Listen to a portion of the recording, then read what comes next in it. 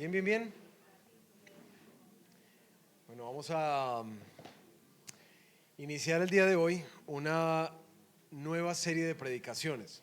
Ustedes saben que como iglesia tenemos esta costumbre de poder tener como series completas expositivas de un libro de la Biblia, pero en esta ocasión vamos a hacer una serie particularmente enfocado en el tema del discipulado, de qué significa esto de seguir a Jesús en nuestra vida cotidiana.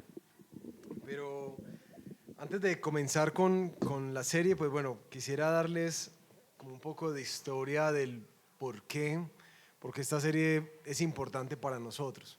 Porque de hecho es una serie que lleva muchos años gestándose ahí, creo que ha pasado mucho tiempo hasta poder llegar a donde estamos, en la reflexión que vamos a tener el día de hoy y bueno, y a lo largo de estas 15 semanas de aquí para adelante.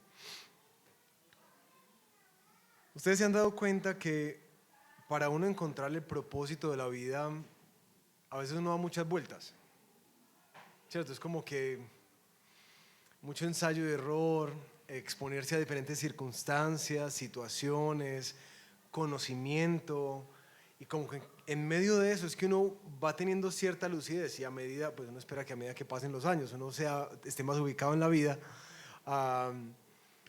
uno como que este es el propósito de mi vida.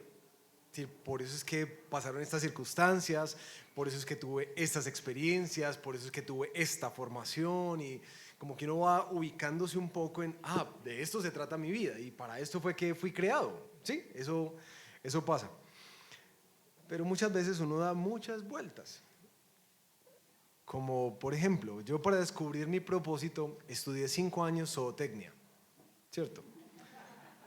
Yo todavía sigo tratando de entender cuál es la conexión entre la zootecnia y el pastorado, las ovejas. Sí, eso siempre me dicen. El problema es que no puedo ejercitar los mismos métodos con los que pastoreaba con el zurriago y muchas veces me dan ganas de hacerlo, pero no es como muy ético. Así que, bueno, uno sí, honestamente es como que, bueno, ¿qué es lo que el Señor estaba haciendo atrás de todo? 5 años uno ha invertido en una carrera y como que, bueno, ¿qué iba a hacer aquí? Pero bueno, uno ve como vestigios de cosas. Uno se demora en entender como el propósito, la razón de ser y el para qué fuimos diseñados por Dios. Sin embargo, no solamente tomó tiempo poder entender el llamado hacia el pastorado, sino que también para mí fue todo un proceso, ya cuando entré en el pastorado, pues poder entender de qué se trataba ser pastor y de qué se trataba la iglesia. Resulta que yo conocí al Señor cuando yo tenía 15 años de edad.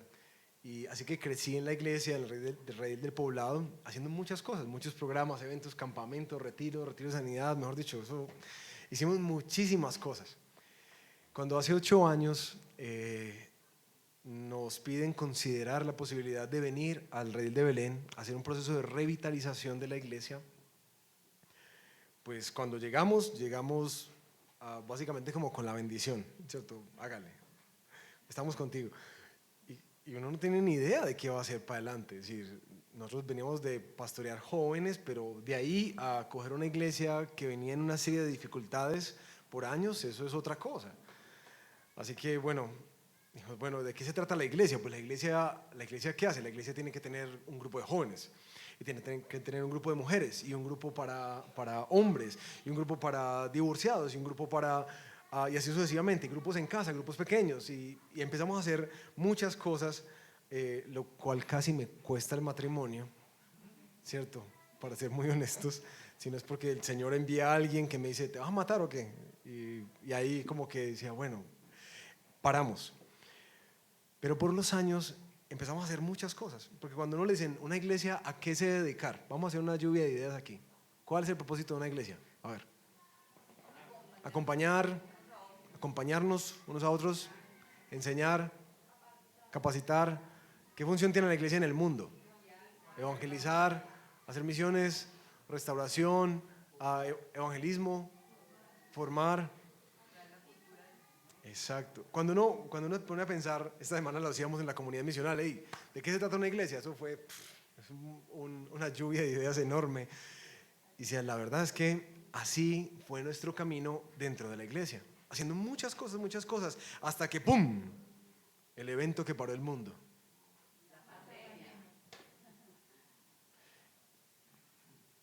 ¿Cómo se hace una iglesia cuando la iglesia no se puede reunir? Ni cómo se sostiene una iglesia cuando la iglesia no se puede ver en grupito pequeño. Claro, ahí empieza un viaje de exploración como que, y especialmente al ver que la fe de muchos se empieza a enfriar y se empiezan a desconectar y se empiezan a ir. O sea, ¿qué estamos haciendo? ¿De qué se trata entonces la iglesia? Y esa reflexión, junto con un par de diálogos con los amigos de Chile, con él que estuvo por acá la semana pasada, me llevó a un texto muy conocido por la mayoría de nosotros, que es Mateo 28, ¿cierto? La gran comisión. Vayan y hagan discípulos, enseñándoles a obedecer todas las cosas que yo les he mandado, y yo estoy con ustedes siempre hasta el fin. Y en ese momento yo creo que algo como que hizo, como esos momentos que le hacen clic a uno en la vida, ¿cierto? Como que, no sé, ve, o sea, no se trata de todo esto. Claro, la iglesia puede y es enviada al mundo a transformar el mundo, a ser sal y ser luz, a velar por el menospreciado, por la justicia, por la paz, por la restauración, reconciliar familias, restaurar relaciones, evangelizar, compartir la fe, dar esperanza al mundo. Es decir, la iglesia hace muchas cosas. Pero resulta que acá, por fin, después de muchos años, como que el principal propósito de la iglesia es hacer discípulos. Y es como que, pues yo decía como que, en verdad todo este tiempo de esto se trataba. Entonces empieza un viaje de explorar y empezar a evaluar hacia atrás, como que realmente en todo lo que nosotros estamos haciendo, realmente estamos haciendo lo que se supone que debemos hacer. Es decir, la iglesia sí está haciendo discípulos. Ese viaje nos guió a muchas conversaciones tratando de entender de qué se trataba, y empezamos a hacer giros de invertir en estas relaciones de discipulado. En los últimos meses empezamos a ver la iglesia crecer, ¿cierto? Ustedes han notado eso, que la iglesia está como más llena, hay más niños, y muchos de ustedes es como que, ay, qué felicidad, qué alegría, qué tan bonito, pastor, mira. Y la verdad, a mí me da es como miedo. Si cuando yo veo la iglesia así creciendo, digo, ay, Señor. Porque a medida que más crece, entendiendo de qué se trata una iglesia, decía, claro, hay más trabajo de hacer discípulos de Jesús, ¿cierto? Mucho más trabajo. Así que adivinen a quién le cae todo ese trabajo. A ustedes. Y si tú estás como que, ¿qué? Claro, para eso es esta predicación del día de hoy. Porque en los años que hemos venido en el Redil de Belén, creo que hace unos 2 o 3 años se ha venido madurando esta idea de lo simple de la iglesia. La iglesia puede hacer muchas cosas, pero solamente una cosa es llamada a producir como un fruto natural, y es discípulos maduros que se conformen a la estatura de Jesús. Eso es lo que hace la iglesia.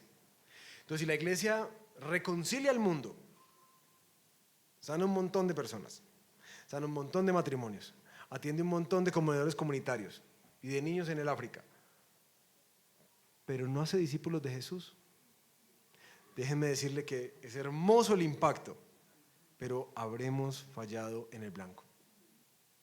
Porque la razón de ser de la iglesia es eso, que tú y yo crezcamos hasta la estatura de Jesús, de ese varón perfecto. Hoy quiero empezar esta serie. Esto es más como una introducción de lo que vamos a caminar con esta ovejita del camino del discipulado, del caminar del discípulo. Lo que vamos a hacer de aquí para adelante es tratar de equiparlos para que nosotros realmente nos convirtamos en una familia de discípulos de Jesús, ¿cierto? Que juntos cumplimos este llamado de ser discípulos, seguidores de Cristo, pero también de ser capaces de hacer y enseñarle a otros a crecer a la estatura de Cristo. Eso va a ser nuestro enfoque como iglesia en los próximos meses y es el ADN que soñamos que la iglesia tenga, es decir, que nosotros tengamos. Pero para hacer como dice por ahí este comediante Suso, culturízate con Suso, vamos a hacer ese paréntesis para entender qué es discípulo.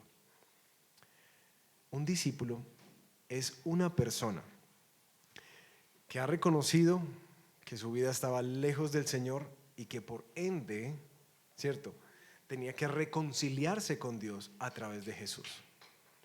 Y al venir en arrepentimiento y fe y poner su confianza en que Cristo pagó ya por sus pecados y que ya no quiere vivir él más, sino que quiere que ahora Cristo viva en él y lo hace el Señor de su vida, esa persona ahora, ¿qué significa eso de hacerlo Señor? Es que mi vida, en todo sentido, en todas las áreas, está determinada a seguir a Jesús.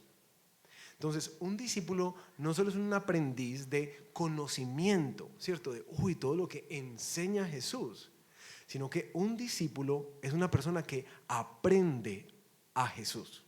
¿Entienden la diferencia? Aprender de a aprender a.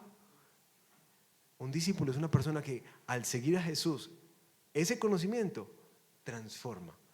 Es un conocimiento transformacional que lo hace cada vez más como su maestro. Eso es ser un discípulo de Jesús. Así que, por definición, una persona que quiera seguir a Jesús ha de entender que necesita estar en una relación con Él y empezar a ser transformado por Él y como Él en todos los aspectos de su vida. Eso es un discípulo. Ahora, lo que queremos hacer como iglesia es entrar en una cultura donde eso, si bien vamos a seguir haciendo muchas cosas, y ustedes saben cómo soy de atravesado yo, vamos a hacer muchas cosas, pero yo quiero que ustedes también me acompañen a recordar siempre de qué se trata y que todo lo que hagamos siempre busque ese fruto. Personas que crecen a la estatura de Jesús. ¿Sí? De eso se trata. ¿Qué tal si oramos y le pedimos al Señor que nos guíe para comprender esto y que quizás ustedes no tengan que dar toda la vuelta que yo di para poder llegar a descubrir que el agua moja, o como dicen por ahí, a descubrir la rueda, sino que desde ya, sea que llevas muchos años, o sea que apenas estás llegando a caminar con el Señor, desde ya tú entiendas de qué se trata esto de seguir a Jesús. Oremos. Señor, gracias en primer lugar por llamarnos, porque definitivamente ninguno de nosotros acá se encuentra en este lugar como una iniciativa propia, sino que siempre, como dice tu palabra, tú pones el querer y el hacer. Tu Espíritu ha influenciado nuestro corazón y nos ha dado hambre por ti. Yo quiero pedirte, Señor, que por favor tú nos bendigas con esta gracia de entender de qué se trata este llamado. Cuando tú nos dices, ven y sígueme, ¿para qué es eso? ¿Qué quieres lograr en nosotros? ¿Y qué quieres lograr a través de nosotros? Danos por favor la gracia de comprender de qué se trata la vida, de qué se trata la iglesia. En el nombre de Jesús. Amén. Amén. Bueno, ¿dónde encontramos esta cultura de discipulado? Es decir, ¿cómo es que si es el fruto principal de la iglesia, hacer discípulos maduros de Cristo, cómo es que eso pasa? Entonces yo creo que vamos a las sus Biblias y abran por favor Efesios capítulo 4. Efesios 4. ¿Listo? Y les voy a proponer, si quieres, adelantémonos a dos más, Cris, a la blanquita. Les voy a proponer que vayamos leyendo el texto y lo vamos desglosando, porque aquí hay una gran estrategia de Dios para poder entender una iglesia para qué existe, ¿cierto? Y cómo es que funciona. Efesios capítulo 4, vamos a estar estudiando el versículo 11 al versículo 16 y lo vamos leyendo y desarrollando, ¿listo? Y Él, es decir, Cristo, ¿cierto? Según el versículo de arriba, dio a algunos el ser apóstoles, a otros profetas y a otros evangelistas, a otros pastores y maestros. Lo primero que aparece de parte de Dios para cumplir este propósito de hacer discípulos es que Él a la iglesia le da un gran regalo. ¿Sí? Y hay una discusión entre los estudiosos de este texto de, bueno, ¿a cuántos son? ¿Son 5 dones o son 4 dones? Para mí, realmente, al ver el texto como está descrito, son 4, porque en el griego pastores y maestros los junta como con el mismo artículo, es más como un tecnicismo. Pero parece que Dios le dio 4 personas, tipos de personas a la iglesia: apóstoles, profetas, evangelistas, pastores, maestros. ¿Listo? Ahora, cuando uno ve eso, inmediatamente quienes de pronto llevan más años caminando con el Señor en la iglesia cristiana, se han dado cuenta que hay ciertos movimientos muy marcados de este tema de los apóstoles, ¿cierto? Que viene el apóstol tal o que viene el profeta tal. Y digamos que esa interpretación que algunas iglesias tienen sale de este texto. Porque dicen, no, es que, claro, mire que la palabra dice que Dios dio apóstoles y que Dios dio profetas. Y para quienes de pronto no se han topado con eso y han tenido la fortuna de no toparse con eso, resulta que ustedes saben que el poder suele alterar el corazón. Y dentro de la iglesia cristiana se da en este siglo un movimiento muy fuerte de hombres y mujeres que se autoproclaman de esa manera, como apóstoles. Y una de las descripciones que uno puede ver en estos roles es que todo el mundo tiene que darle pleitesía a esa persona. Y lo que esa persona diga es palabra de Dios. Y se trata literalmente así, ¿cierto? Sin embargo, mis hermanos, yo quiero, si de pronto tú has estado con eso, o si de pronto tú llegas a escuchar algo de eso, que tú entiendas que la palabra nunca nos enseña eso. Cuando el texto dice que Dios dio apóstoles y profetas, el principio para interpretar las escrituras está en el mismo texto.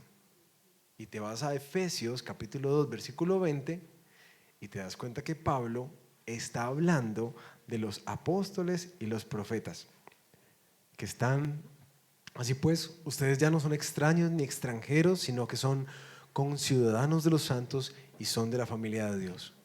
Están edificados sobre el fundamento de los apóstoles y profetas, siendo Cristo mismo la piedra angular. Cuando Pablo dice que Dios, para edificar su iglesia, le dio a estos roles en particular, apóstoles y profetas, se está refiriendo del fundamento que en el Nuevo Testamento se teje para construir toda la doctrina sobre la cual se edificará la iglesia en los futuros siglos. Porque la revelación de estos apóstoles y profetas terminó cuando se culminó el Nuevo Testamento. Por eso no tenemos más libros. Ahí terminó. Pero nosotros nos ponemos de creativos y empezamos a autoproclamarnos por revelaciones personales y se le empieza a añadir más cosas a las escrituras, lo que dice claramente Apocalipsis al final del libro, que maldito sea el que le añade algo a este libro que ya ha sido cerrado como una revelación completa de parte de Dios.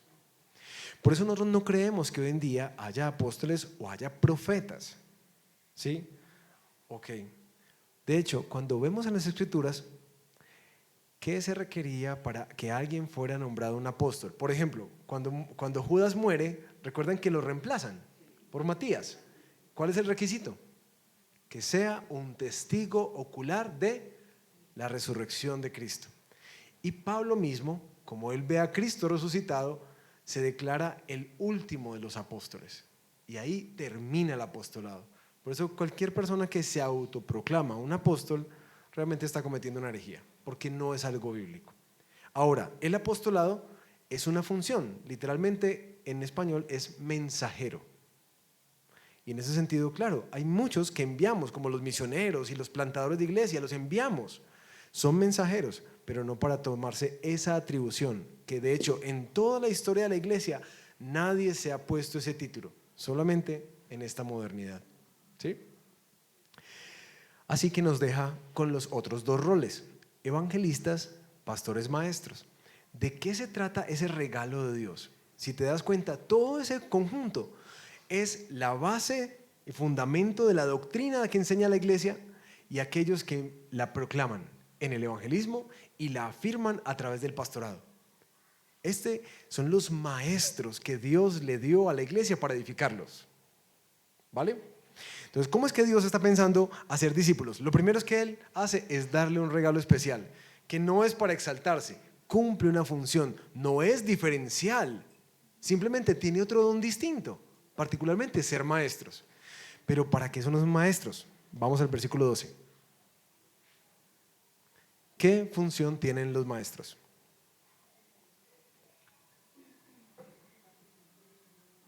¿Qué hacen? Capacitar.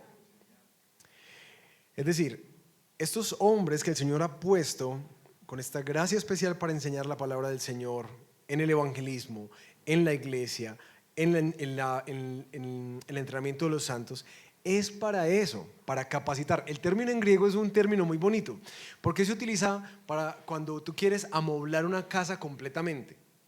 Eso significa, esa gente que el Señor dotó y dio a la iglesia existe para que ellos equipen completamente a la iglesia del Señor. ¿Para qué? Para la obra del ministerio. ¿Y de qué se trata eso de la obra del ministerio? Edificar a la iglesia.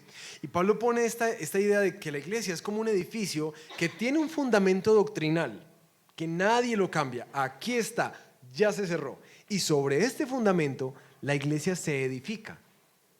¿Quiénes la edifican? ¿Los pastores, maestros y evangelistas? No directamente. ¿Quién la edifica? La iglesia misma. Ellos son los constructores. Alguien ponía un ejemplo en un libro sobre cómo a veces se siente la iglesia culturalmente hoy. Pareciera que hay un montón de gente en las gradas, como si fuera un partido de fútbol, un montón de gente en las gradas, que está viendo a los 11 jugadores, que son los profesionales, que son bien pagos. Digamos que esos son los pastores y maestros, que ellos son los que hacen jugadas y entonces todos estamos ahí emocionados viendo cómo ellos juegan, ¿cierto? Aspiramos a ser como ellos, que chévere cómo juegan, pero es su responsabilidad. Cuando de hecho la imagen que nos propone las escrituras para ver la iglesia es más que la iglesia está en el campo, que cada uno de sus miembros está jugando y que hay unos que están en esta banca que son los que dirigen, coordinan, enseñan, entrenan, capacitan para las jugadas, y quienes están alrededor en las tribunas es todas las personas que están alrededor nuestro. Nuestra familia está viendo cómo vivimos y glorificamos a Dios como iglesia. Nuestros compañeros de trabajo, nuestros vecinos, toda la gente alrededor está observando la iglesia, pero no viendo jugadores profesionales, sino viendo a la iglesia misma jugar. Entonces Dios dota a la iglesia con unos maestros. ¿Y cuál es el propósito principal de esos maestros? Equipar, capacitar completamente para que cada miembro de la iglesia edifique al cuerpo. ¿Hacia qué apunta? Versículo 13. Entonces, hasta que todos lleguemos a la unidad de la fe y del pleno conocimiento del Hijo de Dios, a la condición de un hombre maduro, a la medida de la estatura de la plenitud de Cristo. ¿Qué es lo que persigue una iglesia, según eso? Que todos crezcamos en unidad de fe, confianza en Cristo y una experiencia de conocer a Cristo. Que todos lo hagamos, pero también que crezcamos a la estatura de Cristo.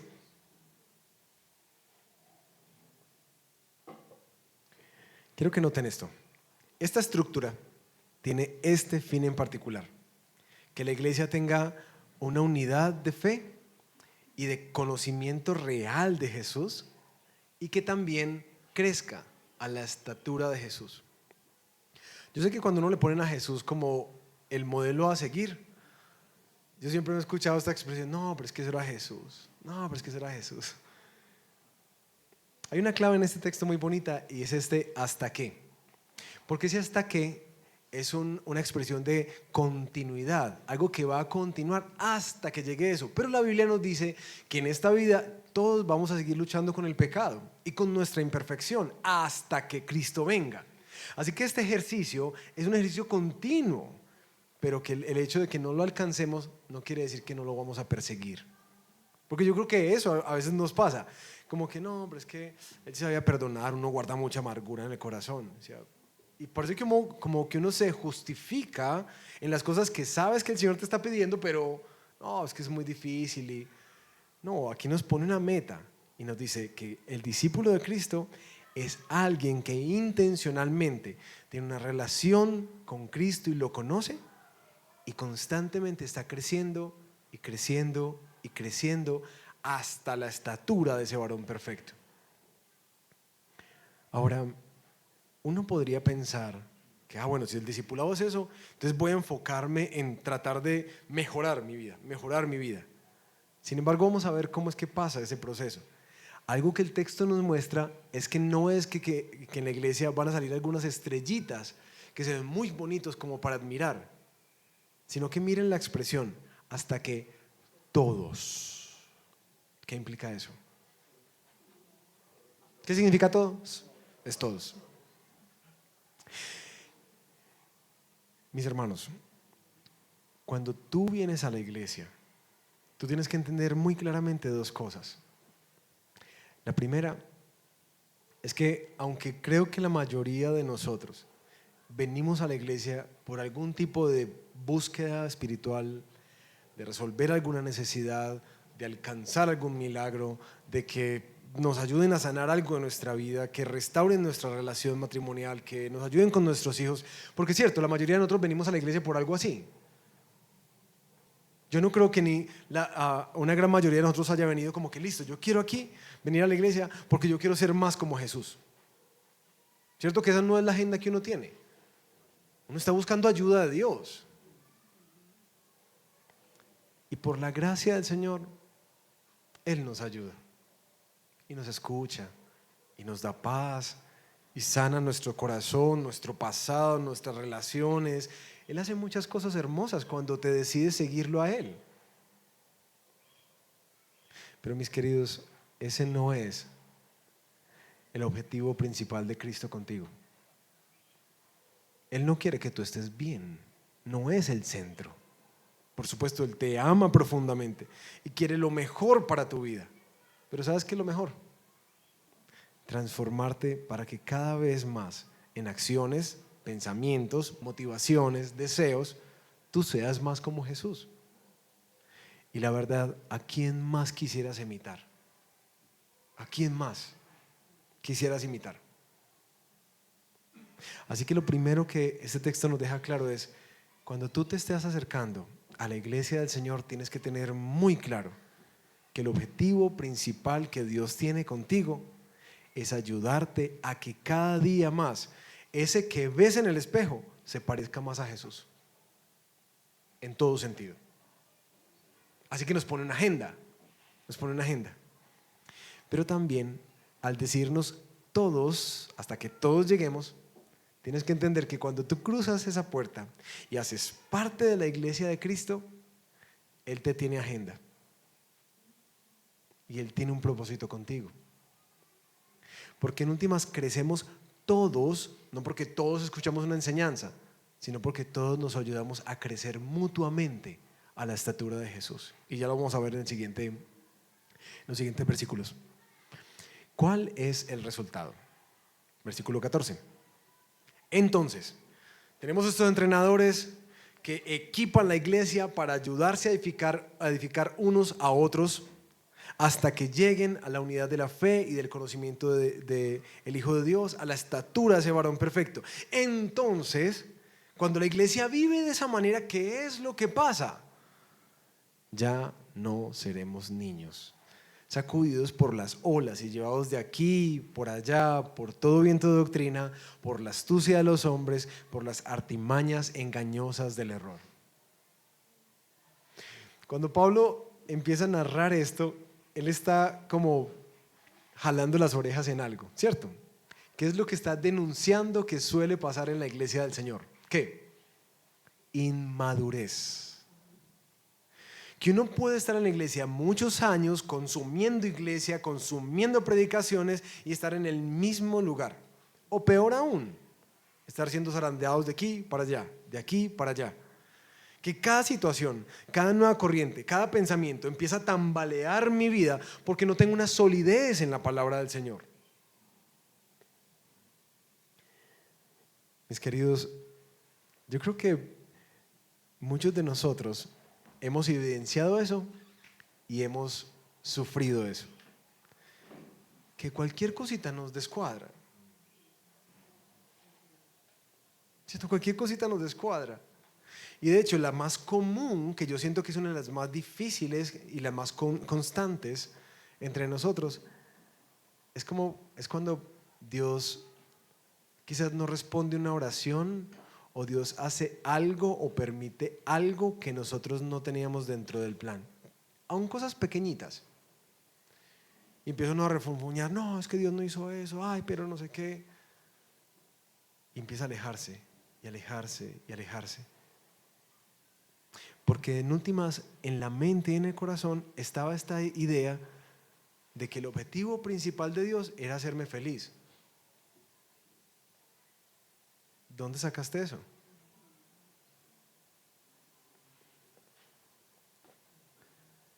Claro, la falta de madurez teológica, doctrinal, nos hace movernos para todos lados, todo el tiempo. Ahora, una nueva corriente dice, uy, como que nos cautiva, y empieza a movernos para todos lados todo el tiempo. El Señor dice, Pablo está diciendo que cuando la iglesia opera de esta manera, en el que cada uno se va cuidando y animando en el Señor, ya la madurez empieza a desaparecer. Y empieza a aparecer cristianos maduros, hombres y mujeres maduros en el Señor. Pero otra parte del resultado aparece en el versículo 15. Más bien, al hablar la verdad en amor, creceremos en todos los aspectos, en aquel que es la cabeza, es decir, Cristo. ¿Qué se requiere para que una iglesia crezca? Hablar la verdad en amor. ¿Qué pasa si una iglesia solamente habla la verdad sin amor? Eso se vuelve un fariseísmo donde todos nos juzgamos, que vea que eso no es de Dios y paga, ¿cierto? Se vuelve horrible. Una verdad sin amor, ese como fastidio que normalmente yo siento que a veces la gente tiene con los cristianos. Como que, es que están juzgando todo el tiempo. ¿Cierto? Una verdad sin amor es crueldad. Pero ¿qué pasa si somos una iglesia que tiene mucho amor pero no nos decimos la verdad? ¿Qué pasa? No crece. Exacto.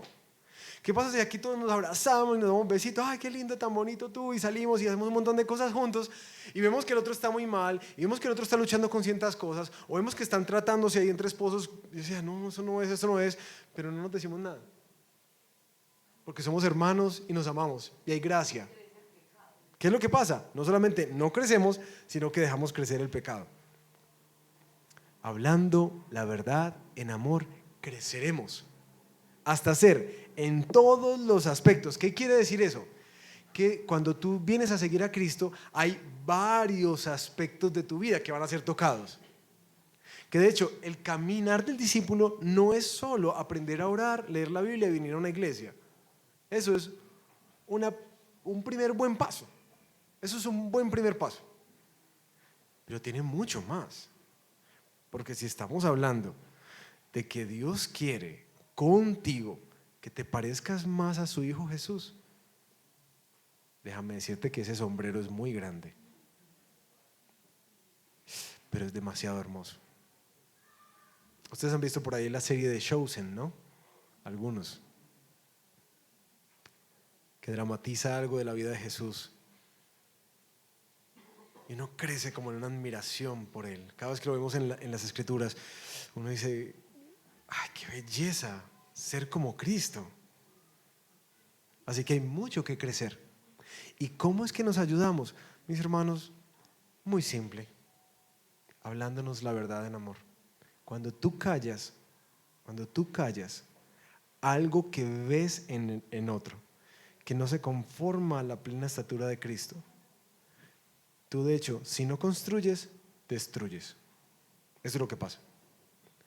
Y aquí hay algo cultural que tiene que ser derribado en nuestra vida, ¿no les parece? Porque esa es nuestra cultura. Sí, tú con lo tuyo y yo con lo mío. No te metas en mi vida y yo no me meto en la tuya. ¿Esa es la cultura que nos dice el Señor que tenemos que tener en la iglesia? No, que de hecho eso sería una gran falta de amor.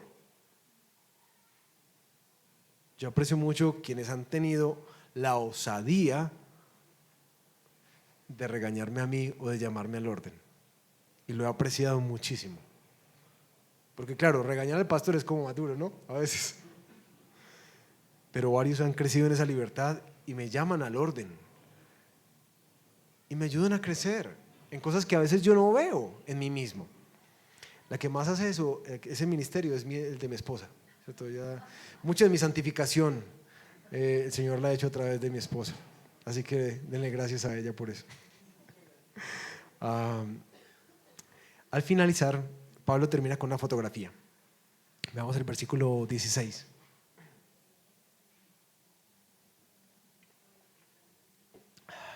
Creceremos en todos los aspectos, en aquel que es la cabeza, es decir, Cristo, de quien todo el cuerpo, estando bien ajustado y unido por la cohesión que las coyunturas proveen, conforme al funcionamiento adecuado de cada miembro, produce el crecimiento del cuerpo para su propia edificación en amor. Este último versículo es un versículo que nos muestra una foto de cómo luce una iglesia realmente saludable. Una iglesia saludable no es una iglesia que tiene un montón de gente o un montón de programas o unas redes sociales repletas de actividades. Una iglesia saludable se ve en un cuerpo que crece a la estatura de Cristo. Ahora, esta foto que nos plantea a Pablo es muy bonita porque nos dice que esta iglesia tiene una cabeza y gracias al Señor y gracias al Señor por ustedes también, no soy yo. La cabeza de esta iglesia es Cristo. Él es la cabeza. Y dice el texto que todo el cuerpo, todos nosotros, incluyéndome a mí, Él nos ajusta, nos une, nos encaja, nos engrana de tal manera que esas coyunturas que nos unen nos ayuden a crecer. Pero si pone una nota, y es que el cuerpo crece de acuerdo al funcionamiento adecuado de cada miembro.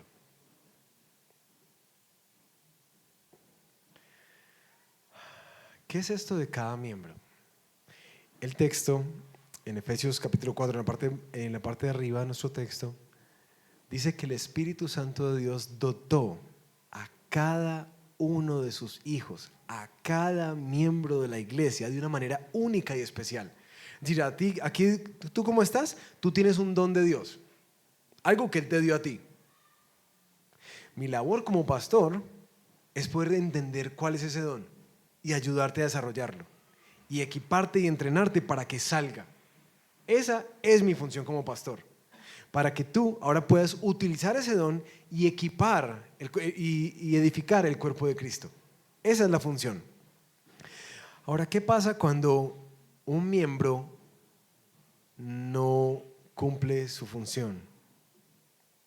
¿Ustedes se han dado cuenta cuando uno se pega en el dedo pequeñito del pie? ¿Qué le pasa a todo el cuerpo? Es decir, uno lo siente hasta acá, ¿no?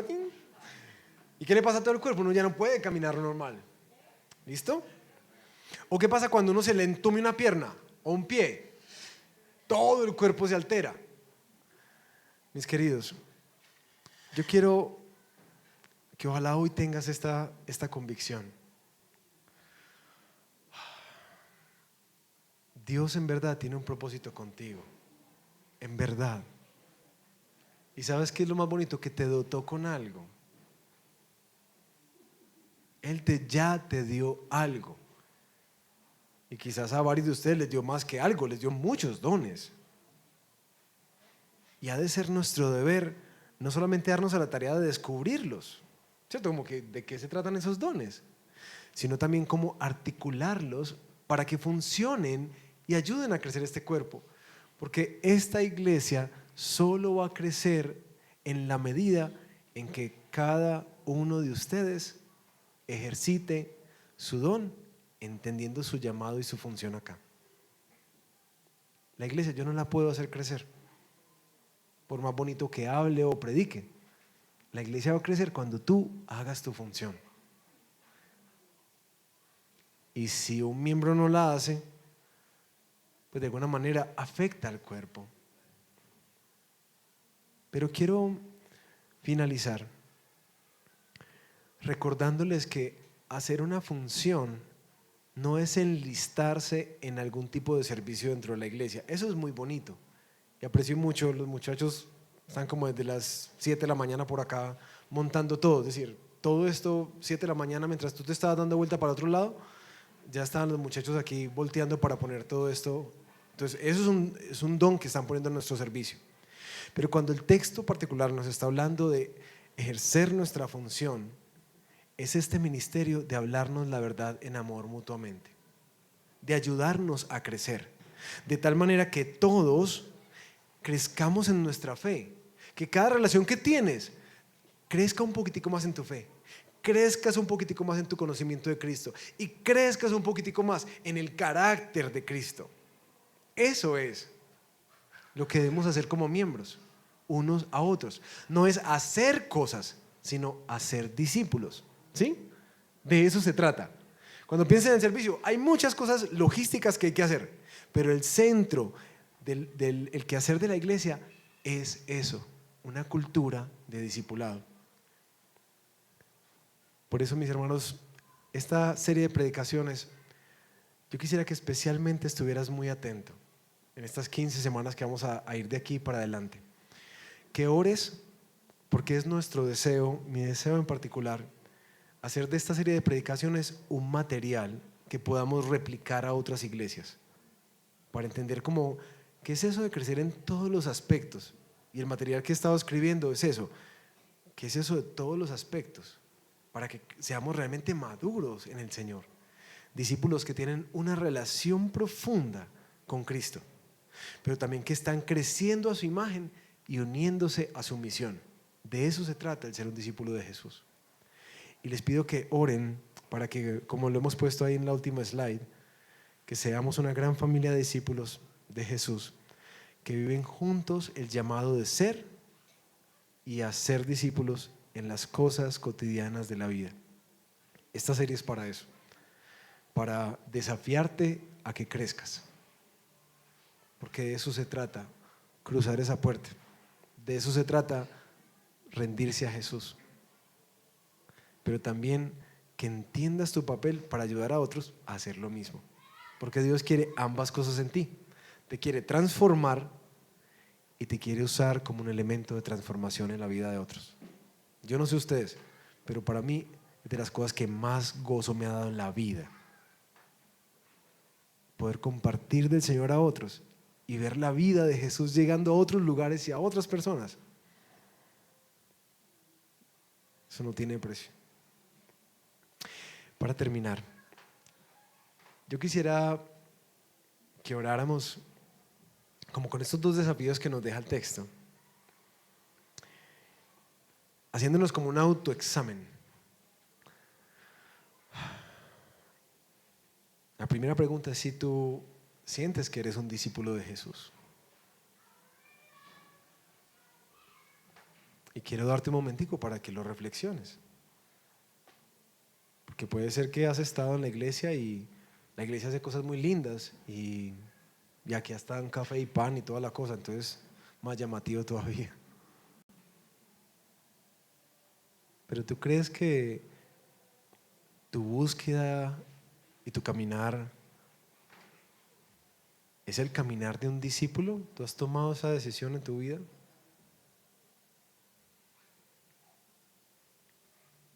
Porque Jesús tuvo muchas multitudes alrededor que lo seguían, pero no eran discípulos. Eran personas que buscaban un milagro, ¿sí? Y lo recibieron y se fueron. Pero los discípulos entregaron toda su vida a Jesús. Y después de que Él partió, ellos entregaron literalmente su vida por Jesús. Porque si tú sientes que todavía no has tomado esa decisión, yo quiero animarte a que lo hagas, a que te rindas.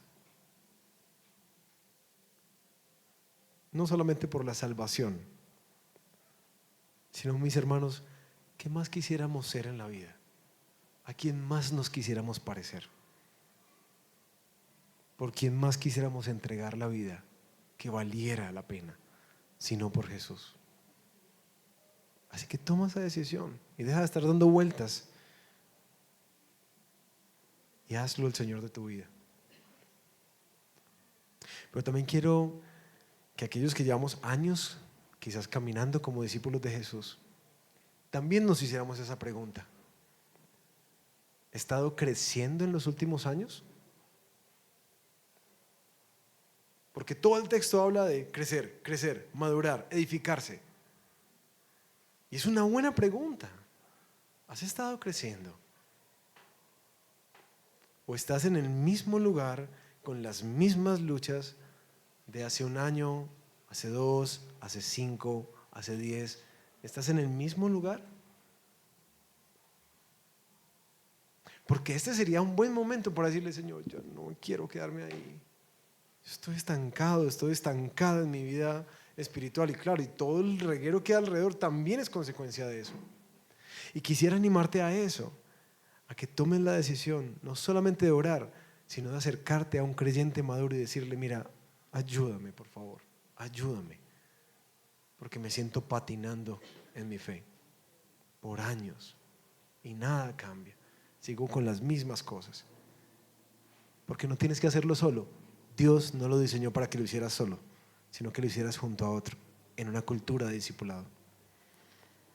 Y por último, quienes están como discípulos animados y contentos, celebrando cosas lindas que el Señor ha hecho en nuestra vida, cambiando nuestro carácter, nuestras motivaciones y deseos, eso es muy hermoso. Pero recuerda que Dios no te quiere como una estrellita que brille sola en el firmamento, que esto es un cuerpo y que de hecho Él quiere usar eso que ha hecho en tu vida para que le ayudes a otros a crecer a la misma altura. Ustedes me han escuchado varias veces. Tú puedes llevar a una persona hasta donde tú has entendido. Así que todos estamos capacitados para discipular. ¿Sí? Si lo único que tú sabes es aprender a orar, pues puedes enseñar a alguien que no sabe a orar. Y si tú ya sabes leer la Biblia, puedes enseñarle a alguien que no sabe a leer la Biblia. Y si tú ya sabes compartir tu fe, puedes enseñarle a alguien eso. Así que la última llamada es, mis queridos, capacitémonos. Capacitémonos. Yo sé que varios dicen: no, pero es que pastor, es que a mí me da miedo, es que yo no sé tantas cosas. O sea, pues bueno, eso no es una excusa, pues capacítate. Lo hacemos para ganar plata, ¿no? Y para sacar empresas adelante, y para sacar a los hijos adelante. Nos capacitamos para todo en la vida. ¿Por qué no nos debemos de capacitar para lo central de la iglesia, de lo que se trata? Equípate, entrénate. ¿Qué tal si tomamos un momento y oramos? Y le pedimos al Señor eso, que nos haga una familia realmente de discípulos, que crecemos constantemente y que ayudamos a otros a hacer lo mismo. Ay, mi Señor, gracias por tu palabra y gracias por este desafío que comienza el día de hoy en esta serie de predicaciones del caminar del discípulo. Sé que vamos a hablar de muchas cosas que quizás nos desafiarán. Hay muchas que nos hacen sentir culpables e incómodos, otras que nos hacen alegrarnos y agradecer. Honestamente, Señor, te pedimos: haz lo que sea, pero no nos dejes igual. Haz lo que sea, Señor, pero no nos dejes gastar nuestra fuerza, ni nuestro tiempo, ni nuestros tesoros, ni nada de nuestra vida que no sea en algo que perdure para la eternidad. Te pedimos perdón, Señor. Te pedimos perdón si hemos sido necios, aun si hemos sido testarudos, También si hemos sido perezosos, perdónanos, Señor. En verdad hoy te necesitamos mucho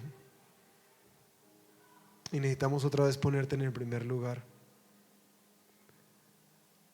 Gracias por la gracia que hay en Cristo para pecadores como nosotros. Hoy nos damos cuenta de cuánto necesitamos el Evangelio y cuánto necesitamos a Jesús. Gracias por tu perdón. Pero hoy pedimos también por eso que el Evangelio trajo a nuestra vida un poder sobrenatural para ser transformados a tu imagen y ser usados para tus propósitos. Tómanos, Señor, y úsanos. Úsanos para cumplir lo que tú quieres hacer. Que nuestra vida cuente. Que cuente para tu gloria. Y te pedimos por nuestra iglesia, el Redil de Belén, gracias por todo lo que hemos disfrutado hasta aquí. Hoy te pedimos, Señor, que esto que soñamos con esta serie, tú que eres el que edifica la iglesia, lo hagas una realidad. Que sea tan natural en nosotros como un ADN de esta iglesia, ese anhelo por crecer, no por conocer cosas, por crecer, crecer y crecer y parecernos más a aquel que amamos y seguimos. Pero también, Señor, oramos especialmente en una cultura individualista como la nuestra, que rompas esos moldes y nos ayudes a ser una iglesia que en verdad crece junta, que nos amamos tanto que nos decimos la verdad y que nos acompañamos en el camino, que ayudamos a otros a crecer, para que podamos ver la belleza, Señor, de eso que tú estás construyendo, de eso que el mundo observa alrededor nuestro. Te lo pedimos en el nombre de Jesús. Amén.